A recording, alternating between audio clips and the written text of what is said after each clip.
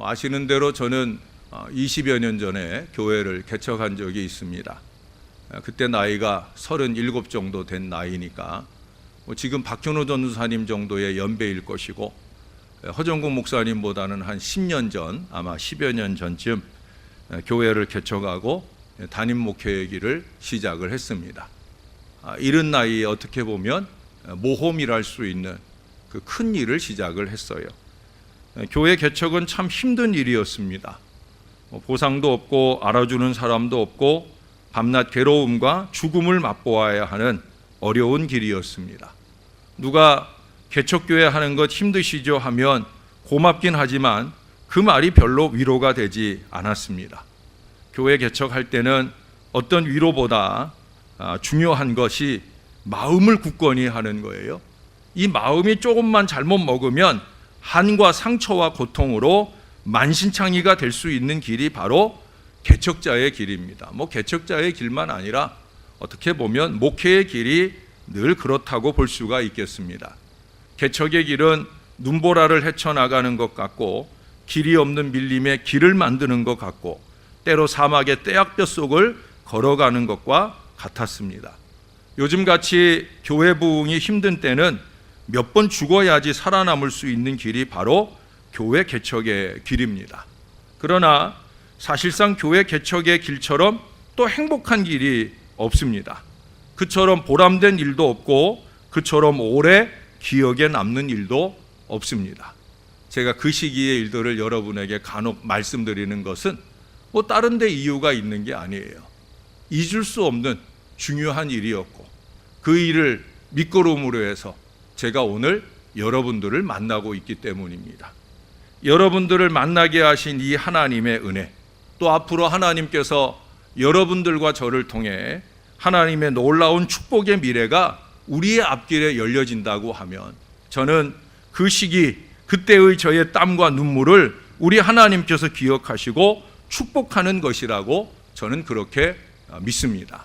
지금도 저의 목회를 보고 있는 저의 동역자들이나 또는 저의 선배님들이 늘 그런 얘기로 저를 격려합니다. 네가 개척할 때, 네가 개척의 시기에 흘렸던 그 땀과 눈물을 하나님이 잊지 아니하시는 거다 하는 얘기를 합니다. 그렇습니다, 여러분. 우리 하나님께서 언제 어디서나 무엇을 하든지 우리의 땀과 눈물처럼 가치 있는 것은 없다 하는 사실을 기억하고 계시다라고 하는 거예요. 그 모든 신앙의 자본 중에 으뜸을 꼽자고 하면 오직 기도밖에 없다는 겁니다. 우리는 늘 자주 주님을 배반하고 늘 주님의 마음을 아프게 하지 않습니까? 잘 나가고 잘 풀리고 배부를 때에는 주님을 간절히 찾지 않아요. 그러다가 어려운 문제 생기고 발등에 불이 떨어지고 막판에 몰리면 그때야 간사하게 하나님께 기도랍시고 찾아올 때가 있어요. 그러면 신기하게도 하나님은 여지없이 그 기도를 들어주셔요. 인간은 간사하지만 우리 하나님은 언제나 신실하셔요. 저는 이게 얼마나 다행스러운지 몰라요. 하나님이 우리 같지 않다는 거, 그게 얼마나 다행스러운지. 목회하면서 가끔 어려운 일도 있지만 그때마다 기도하면 그 기도가 응답되지 않을 때가 없다는 거예요. 기도만큼 소중한 자본은 없습니다. 특별히 지난 저의 목회의 여정을 돌아보면 저는 누구보다 자신 있게 이 말을 할 수가 있어요. 여러분, 기도는 우리의 운명과 미래를 반드시 바꾸어 주는 거예요. 왜 사람들이 무기력하게 힘못 쓰고 살아갈까? 돈과 학력과 연줄이 없기 때문일까? 잘난 부모가 없고 가족이나 교인들이 실망을 주기 때문일까? 아닙니다, 여러분. 기도가 없기 때문이에요. 하나님은 지금도 축복을 준비하시고 누구보다 기도하는 사람을 찾고 계십니다. 제가 주일에는, 다른 평일에는 제가 보통 한 4시쯤 깨는데, 주일에는 우리가 새벽제단도 이제 개인적으로 와서 기도하고 공예배가 없이 주일을 좀 더 집중해서 예배하려고, 저도 주일날은 조금 더 한 1시간 반 정도 조금 더 잡니다. 그래야 주일 하루 사역을 좀 힘있게 할 수 있기 때문이에요. 근데 어쩌냐겐 제가 오늘 새벽엔 그러질 못했어요. 제가 어제부터 또 혓바늘도 나고 이도 들뜨고 그런 중에 이제 어제 저도 대한민국 국민인지라 우리 국가대표 축구 경기를 연장전까지 하게 되는 걸 어쩔 수 없이 보다가 다른 때보다 좀 늦게 잠자리에 들었는데 오늘 새벽에 하필이면 하나님이 4시도 되기 전에 저를 깨우시더라고요. 제가 부족한 종이 오늘도 하루 사역을 해야 되는데 오늘은 특별히 제가 설교를 지금부터 시작해서 5번을 해야 됩니다. 오늘 박효는 선사님 휴가기도 하고 해서 제가 유치부 설교도 하고 또 청년부 설교도 하고 또 오후에는 또 헌신 예배여서 또 제가 한 달에 한 번 헌신 예배 2번 있는 중에 한 번은 제가 하고 한 번은 외국 강사 모시고 이렇게 하는 게 이제 제 목회적 원칙이라 오늘은 그렇게 제가 5번 설교를 해야 돼서 다른 때보다 좀 더 숙면이 필요한 때인데 하나님이 일찍 깨우셔서 왜 이렇게 일찍 깨우셨을까? 좀 더 잠자리를 더 청해 보려고 이리 뒤척 저리 뒤척해도 잠이 오지 않아요. 그래서 목사가 할 일이 뭐겠습니까? 그래서 또 하나님 앞에 기도했지요. 아마 부족한 종이 설교도 잘 못하고 부족하니까 기도 준비 더 하고 가라 하는 의미로 그렇게 기도를 하고 옵니다. 그러나 종의 기도만으로 우리의 신령한 말씀의 교통이 이루어지는 것만은 아닐 거예요. 종이 기도하는 건 못지않게 여러분들도 기도해야 우리 안에 말씀이 교통되고 은혜가 이루어질 거예요. 왜? 오늘은 기도의 얘기를 할 겁니다. 기도 얘기를 하자고 하면 아마 듣기 전부터 여러분들은 그 얘기라는 생각을 할 수 있는 얘기가 바로 기도의 얘기입니다. 많이 아는 얘기지만 잘 하지 않는 그런 얘기가 어쩌면 기도의 얘기일 거예요. 오늘 본문은 기도의 중요성을 가르쳐주는 본문입니다. 특별히 본문에 나오는 이 엘리야의 기도는 우리에게 어떤 기도가 능력 있는 기도인지를 잘 가르쳐 줍니다. 어떤 기도가 능력 있는 기도일까? 오늘 본문에서 저는 1가지, 2가지, 3가지 그렇게 꼽아보려고 합니다. 첫 번째는 믿음의 기도입니다. 어떤 기도라고요? 믿음의 기도입니다. 어느 날 엘리야가 아합에게 가서 내 말이 없으면 앞으로 수년 동안 비 안 올 겁니다 라고 가뭄을 선언한 얘기가 17장 1절에 나와요. 그때로부터 수년 동안 이스라엘 지역에 비가 오지 않았어요. 그리고 드디어 3년 후에 엘리야가 아합에게 찾아옵니다. 그리고 이방 선지자들 850대 1의 대결을 시작을 하게 돼요. 그것이 이 앞의 본문이에요. 이번에 이제 총회주일, 오늘이 총회주일 시기인데 이 총회주일을 앞두면은 한 서너 주 전에 총회주일 예배 안내서와 여러분이 오늘 헌금한 그 헌금 봉투가 와요. 이 안내서에는 설교 원고도 한 편 들어 있어요. 이제 이번 총회 때 총회장이 되실 분이 이번 총회주일에 각 교회에서 선포되었으면 하는 설교 원고도 이 안에 담아 주시는데 저는 여러분 아시는 대로 제가 3개월 전에 오늘 설교를 준비했잖아요. 그런데 공교롭게도 이 자료에 보니까 총회장님 되실 분이 설교 원고로 보내주신 설교의 본문이 바로 이 앞의 본문이에요. 그래서 이 앞의 본문에서 바알하세라 선지자 850대 1의 놀라운 승리, 영적인 승리, 그래서 그 영적인 부흥으로 우리 민족의 동반자가 되게 하소서 하는 이 주제의 말씀을 준비해서 보내주셨더라고요. 바로 그 대결에서 이기고 이방 선지자들을 기손 시내에서 죽인 후에 아합에게 말한 것이 바로 오늘 41절의 말씀입니다. 올라가서 먹고 마시소서, 큰 비 소리가 있나이다. 엘리야는요, 비가 오기를 위해 기도하기 전에 이미 큰 비의 소리를 들었다는 거예요. 어떻게 그 소리가 들리겠어요? 그 뒤에 보면 사환 보고 가서 비구름이 오는가 보라 했는데 7번이나 가서야 손바닥만한 구름을 볼 정도인데 지금은 비올 기미가 요만큼도 안 보이는 때예요. 그런데 엘리야는 그것을 믿음으로 보고 있다는 거예요. 왜? 내가 기도할 거니까. 내가 기도하면 하나님이 비 보내주실 거니까. 이 믿음이 엘리야에게 있는 거예요. 그러니까 자신 있게 얘기하는 거예요. 큰 비가 올 겁니다 라고 믿음으로 얘기하는 거예요. 그처럼 우리는 기도할 때 그 기도할 것이 이루어질 것이라는 이 믿음을 가지고 좀 기도해야 합니다. 기도하는 것도 중요합니다. 기도 소리에 여러분들이 아멘 하고 기도를 할 때나 기도의 말미에 화답하는 것도 중요합니다. 그러나 그보다 더 중요한 것은 뭐냐? 그 전에 우리에게 전능하신 하나님을 믿는 확고부동한 믿음이 있어야 된다는 거예요. 여러분, 구원의 확신이 다 있으십니까? 이 세상 생이 끝나면 천국 갈 줄로 다 믿으시지요? 예. 제일 어려운 걸 여러분 믿고 계시는 거라고 그랬잖아요. 우리 같은 인간이 예수 믿다가 죽은 그 하나 가지고 천국 간다. 이걸 믿는 건 가장 어려운 걸 믿는 거라고 그랬어요. 가장 어려운 일을 믿는 거예요. 근데 이걸 믿으면서 다른 걸 못 믿어. 다른 건 사실 소소한 것일 수 있는 거예요. 나 같은 죄인이 예수님 믿어 천국 갈 수 있는 길을 열어주신 하나님을 믿는다는 이 가장 어려운 믿음이 중요한 게 왜 중요하냐? 이 믿음을 근간으로 해서 그 다음에 우리가 어떤 고난을 만나더라도 아멘 할 수 있고 감사할 수 있어요. 왜? 그게 끝이 아닌 줄을 믿으니까.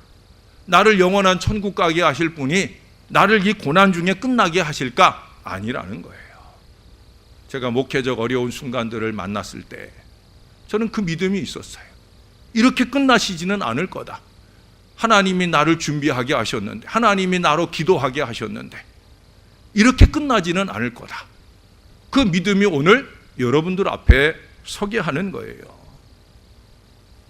얼마나 마음이 넉넉하게 우리의 마음이 되어지는지 몰라요. 믿음이 있으면 그렇다는 거예요. 여러분, 옛날 어린이 동화에 3년 고개 이야기를 기억하셔요? 어느 곳에 신비한 고개가 있다는 거예요. 그 고개에서 넘어지면은 3년밖에 못 살고 죽는다는 거예요. 그래서 마을 사람들이 그 고개를 지나갈 때면 조심조심 가요. 근데 그만 어떤 선비가 그 고개를 넘어가다가 거기서 그만 넘어지고 말았어요. 집에 와서 고민하기 시작합니다. 아, 이제 나는 3년밖에 못 산다. 시름시름 앓기 시작해요. 여기가 아픈 것 같고 저기가 아픈 것 같고. 그러는데 그때 한 현자가 찾아옵니다. 그 현자 앞에 하소연합니다. 제가 3년 고개에서 넘어져서 제가 3년밖에 못 살아요. 제가 그래서 이렇게 알아놓고 있어요. 그러자 이 현자가 하는 말씀이 그렇더라는 거예요.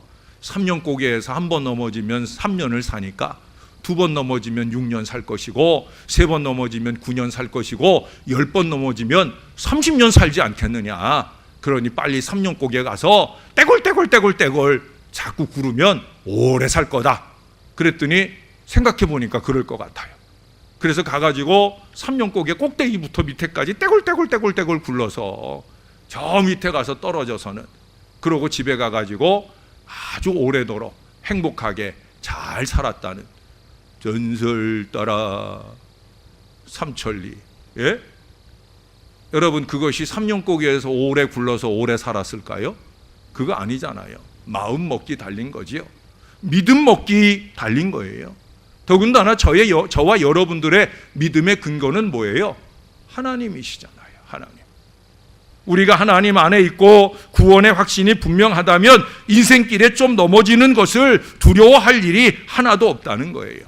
오히려 넘어지는 곳이 우리가 일어서는 곳이 될 것이고, 많이 넘어질수록 우리는 더욱더 영적으로 성장하게 될 것입니다. 때로 인생의 밤이 찾아오지만 믿음의 기도가 있는 사람에게 밤은 오히려 안식처예요. 왜냐하면 그때 자기를 돌아볼 수 있고 그때 쉴 수 있기 때문이에요. 이사야 49장의 16절에 보면 하나님께서 내가 너를 내 손바닥에 새겼다 말씀하셔요. 여러분, 우리가 아무리 초라한 모습일지라도 우리의 이름은 하나님의 손바닥에 새겨져 있다는 거예요. 우리가 망해도 우리는 하나님의 손 안에 있다는 거예요. 그러므로 우리가 믿음이 흔들려서는 안 되는 거예요. 어려운 순간일지라도 우리가 하나님 보시기에 좋은 모습으로 믿음의 기도를 드리고 있다고 하면 하나님께서는 반드시 가장 선한 길을 저와 여러분 앞에 열어 주실 줄로 믿습니다. 두 번째는 간절한 기도예요. 어떤 기도라고요? 간절한 기도예요. 41절 말씀에 보면 엘리야의 올라가서 먹고 마시라 하는 이 말을 듣고 아합은 엘리야의 말대로 비가 올 줄 알고 먹고 마시러 올라갑니다. 어쩌면 이게 성도님들의 삶이 아닐까. 목사 혼자 기도하게 내버려 두고 자기들은 올라가서 편히 먹고 자고 잘 사는, 지금 이 아합은 기도는 엘리야에게 맡겨놓고 자기는 가서 먹고 마시러 갑니다. 편안히 갑니다. 잘 가는 거예요. 이제 기도의 몫은 누구 거예요? 엘리야 거예요. 이제 비가 안 오면 엘리야는 왕을 우롱한 죄로 아마 죽게 될 거예요. 그때 엘리야는 어떻게 합니까? 여러분 42절을 한번 보십시다. 아합이 먹고 마시러 올라갔어요. 엘리야가 갈멜산 꼭대기로 올라가서 땅에 꿇어 엎드려 그의 얼굴을 무릎 사이에 넣고 뭐 했다는 거예요? 기도했다는 거예요. 엘리야는 기도하러 어디까지 갔다고요? 갈멜산 꼭대기까지 올라갔다는 거예요. 골짜기에서 기도해도 되고 중턱에서 기도해도 되지만 엘리야는 갈멜산 꼭대기까지 고생하며 올라갑니다. 왜 그랬을 것 같아요? 아버지께 조금이라도 더 가까이 나아갔겠다 하는 그 모습 아니겠어요? 하나님과 어떻게 하면 또 조금이라도 더 가까워질까? 그의 간절함을 엿볼 수 있는 거예요. 그렇게 간절히 하나님을 추구하며 기도할 때 하나님은 그 기도에 응답하실 거예요.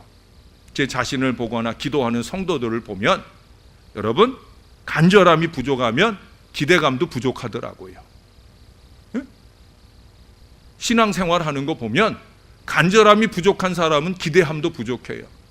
교회의 여러 가지 일에 대한 간절함이 부족하면 그 일에 대한 기대감이나 열심도 부족한 거예요. 당연한 거예요. 여러분들이 목사와 같은 간절함을 가질 수 있다고 하면 여러분들도 목사처럼 기대함이 간절할 거예요. 이번엔 풍성할 거야. 이번엔 놀라울 거야. 그 간절한 기대감으로 최선을 다해서 노력할 거예요. 어떤 분이 정기적으로 삼각산 꼭대기에서 기도했다고 그래요.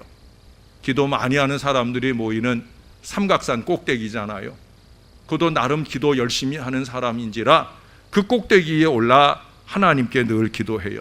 그러다가 이런 생각이 들었다는 거예요. 아니 뭐 꼭대기에만 하나님이 있겠나? 중턱에도 있겠지. 그래서 꼭대기까지 땀 흘려 올라가지 않고 중턱쯤에서 기도하기를 시작했다는 거예요. 그런데 어느 날 또 어떤 마음이 들겠어요? 뭐 하나님이 중턱에만 있겠나? 저 골짜기 밑에도 있겠지. 그래서 삼각산 올라가지 않고 그저 입구 골짜기에 아무 자리 잡고 기도를 시작해요. 어떤 마음이 들겠어요? 하나님이 뭐 무소부지하신데 삼각산에만 계시겠나? 우리 집에도 계시겠지. 그래서 집에서 기도하기를 시작해요. 하나님이 뭐 꼭 우리 집 마루에만 있겠나? 안방에도 있겠지. 안방에서 기도해요.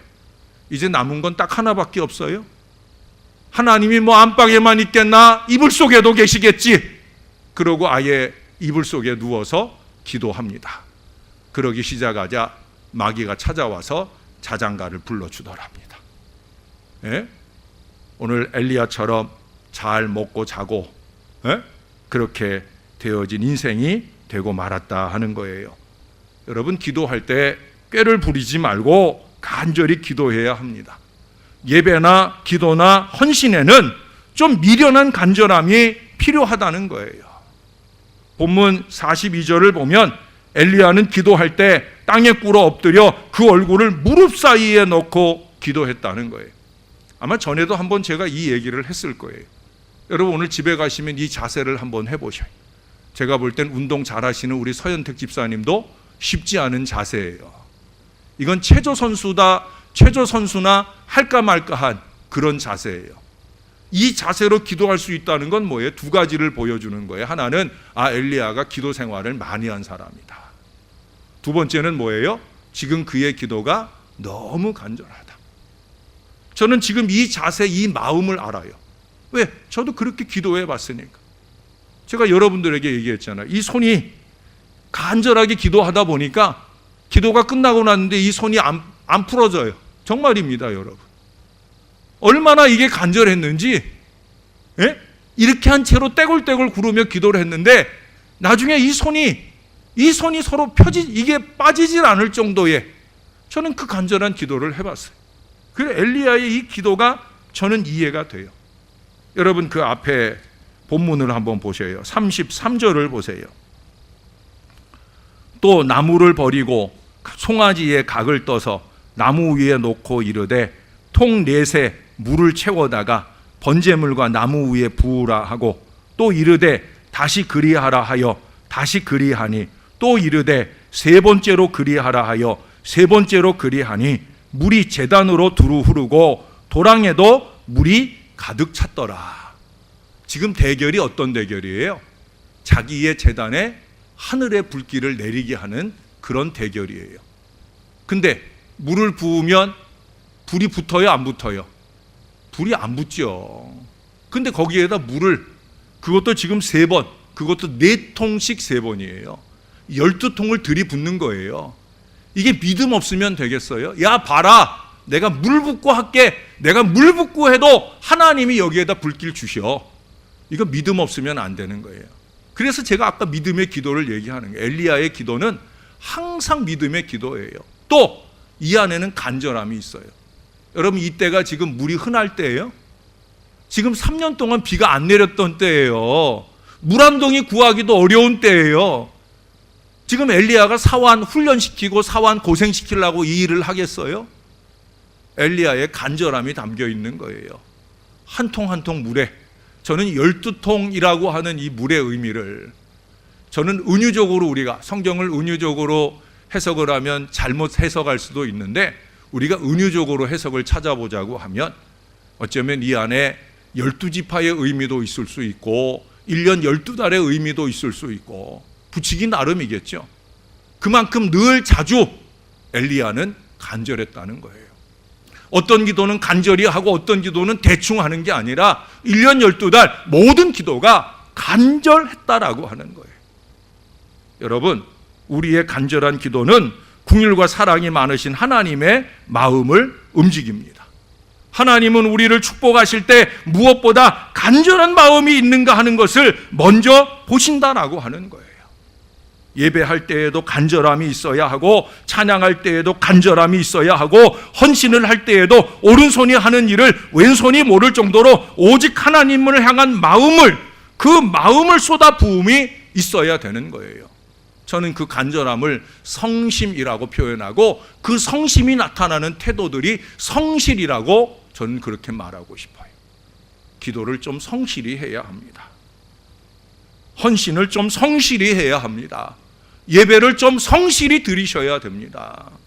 하나님께서 무엇보다 보기를 원하시는 마음이 바로 그 마음이에요. 우리는 하나님을 간절히 붙들어야 합니다. 그래야 하나님은 우리의 사모하는 마음을 보시고 반드시 우리 손을 붙잡아 주시고 가장 복된 길을 우리 앞에 열어 주실 줄로 믿습니다. 세 번째는 인내하는 기도입니다. 어떤 기도라고요? 인내하는 기도예요. 엘리야가 갈멜산 꼭대기에서 간절히 기도한 후 사환에게 바다가 잘 보이는 곳으로 올라가서 바다 쪽을 살펴보라 합니다. 그러나 사환은 아무것도 보이지 않는다고 말했어요. 그때 엘리야는 사환에게 7번까지 다시 가라 했어요. 결국 7번째 만에 손바닥만한 작은 구름이 일어났고 곧 큰 비가 내리기 시작합니다. 이 장면을 통해서 우리는 인내의 기도를 배우게 되는 거예요. 우리는 기도할 때 한 번 기도드리고 응답받지 못했다고 포기해서는 안 되는 거예요. 7번까지, 아니 더 나아가 70번까지라도 기도하려고 해야 되는 거예요. 물론 끈질긴 기도가 다 기도한 대로 응답되는 것은 아닙니다. 우리가 욕심을 가지고 정욕대로 구하면, 잘못 구하면 그것은 절대 응답되지 않아요. 하나님 들어주시지 않아요. 그러나 하나님의 뜻대로, 그의 뜻대로 끈질기게 꾸준히 기도하면 그 기도가 응답되지 않는 경우가 없습니다.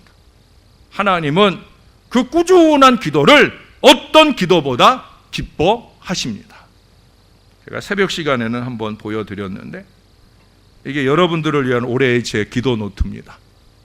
올해는 제가 뭐 이것도 붙이고, 우리 마침 전도도 할 때 썼던 것도 여기 붙이고 했는데, 제가 여기 와서 해마다 이런 기도 노트를 저는 새해에 준비를 합니다. 이전의 기도 노트들에는 여러분들의 신년 헌금에 적어주신 기도 제목과, 또 연중에 제가 신방했을 때 그 신방 여러분 내용 적는 거 있잖아요. 그런 내용들을 붙여 넣습니다. 여기에는 이제 여러분들이 올해 여러분들이 신년 송구영신 예배 때 적어주신 거 하고, 또 여러분들 신방 준비지로 적어준 내용들하고, 또 요 밑에 있는 포스트잇 같은 것들은 이제 제가 이렇게 오며 가며 얘기 듣는 거나 이런 것들을 적는 거예요. 여기에는 제가 밑줄도 다 긋고요. 이분 경우에는 뭐 특별한 뭐 저기들이 없는데, 어떤 분들은 제가 날짜별로도, 여기도 뒤에 지금 보면 뭐 하여튼 여기에 내가 여러분들하고 이렇게 지나다니면서 이렇게 잠깐 나누는 얘기 속에서도 적혀지는 내용들이 있어요. 9월에 우리 교회 교인들의 자녀들 가운데 출산 예정이 3명의 자녀가 있었는데, 기쁨이라고 하는 아이는 벌써 지난달 말에 세상이 빨리 보고 싶어서 빨리 태어났고, 이제 다음 주말쯤에 꾹꾹이라고 하는 태명을 가진 아이가 태어날 예정에 있고, 또 그 다음 주에도 또 한 생명이 태어날 예정으로 있어요. 그렇게 여러분들에게 일어나는 크고 작은, 사소하거나 중요하거나, 오늘은 어떤 분이, 내일은 어떤 분이, 내일 모레 또 어떤 분이 또 병원에 입원해서 또 수술을 받게 되는데, 그것도 그냥 사석에서 나눈 얘기지만 제가 그 내용들을 숙지하고, 그런 것들 여러분들에게 이 자료들이 저에게 없으면 이 뒷부분에 가서 제가 또 따로 수기로 적어서, 요거는 제가 예담 때 제가 그룹 기도할 때 받은 사람들의 기도 제목들을 적은 거고요. 이렇게 제가 또 여러분들의 기도할 내용들을 틈틈이 적어 넣기도 합니다. 이게 제가 지난 8개월 동안 지금 이렇게 너덜너덜 할 정도로 여러분들을 위해 기도하고 있어요. 그러니까 여러분들이 저에게 부탁한 기도 제목에 변화가 생기면 저에게 문자로나 이렇게 가르쳐 주셔야 돼요. 왜냐하면 저는 그걸 위해서 집중해서 계속 기도하고 있거든요. 제가 이걸 여러분들에게 오늘 보여주는 이유는 꾸준한 기도를 얘기하는 거예요. 목사가 왜 이거 만들어 놓고, 이것 가지고 제가 매일 새벽이면 제가 갖고 나가는 게 이 성경책하고 이 기도 노트하고 2개, 제가 새벽마다 가져가요. 새벽마다만 아니라 제가 기도원에 갈 때도 가져가고, 또 제가 어디 해외에 나갈 때는 제 핸드폰에 이게 다 사진이 찍혀 있어요. 그래서 이 사진 찍힌 그 핸드폰 가져가서 또 제가 해외에 나가거나 어디 가면 제가 외부에서라도 그 내용들 보고 계속된 기도를 합니다. 여러분, 기도를 좀 꾸준히 하셔요. 기도는 비상낙하산이 아니에요. 막판에 가서야 간절히 기도가 나온다면 하나님께서는 꼭 막판으로 몰아가십니다. 기도는 막판에 가서 하는 비상낙하산이 아니라 평소에 해야 되는 거예요. 평소에 꾸준히 기도할 때, 성벽을 쌓는 방패 기도를 할 때 하나님께서는 막판으로 우리를 몰지 않으시고 때를 따라 이른 비 늦은 비를 우리에게 은혜로 내려주시는 거예요. 우리는 냄비 같은 신앙인, 냄비 같은 기도자가 되지 말아야 합니다. 어느 때는 가장 뜨겁게 기도하다가 또 어느 때는 냉랭하게 되는 그런 냄비 기도, 냄비 신앙은 응답될 수 없는 거예요. 하나님은 우리가 기도할 때 우리가 참고 인내하는 사람인가를 꼭 살펴보십니다. 정말 깊은 인내가 필요한 기도들이 있더라고요. 정말입니다, 여러분. 어떤 일들은 몇 년이 필요한 일들도 있어요. 저도 그 몇 년의 기도 속에 여러분들을 만나고 여러분들과 행복한 목회를 이어가고 있는 거예요. 진정한 축복을 원하신다면 항상 이 인내의 시험을 잘 통과해야 합니다. 성경을 보면 하나님은 꼭 하나님의 때에 축복해 주시고 은혜를 내려주시는 것을 보게 됩니다. 그러므로 때가 차기까지 우리가 기다려야 되는 거예요. 옛날 이스라엘이 바벨론에 의해 멸망되었을 때, 그때 거짓 선지자들은 야, 2년이면 돼, 금방 회복될 거야 라고 말했어요.